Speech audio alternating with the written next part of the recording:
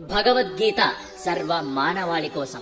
ద్వితీయోऽధ్యాయః భోగైశ్వర్య ప్రసక్తానాం తయాపహృతచేతసాం వ్యవసాయాత్మికా బుద్ధిః సమాధౌ న విధీయతే. ప్రాపంచిక భోగాలు సుఖాలపై మిక్కిలి మమకారంతో వారి బుద్ధి చిత్త భ్రాంతికి లోనై భగవత్ ప్రాప్తి పథంలో సాఫల్యానికి కావలసిన దృఢ సంకల్పాన్ని వారు కలిగి ఉండలేరు.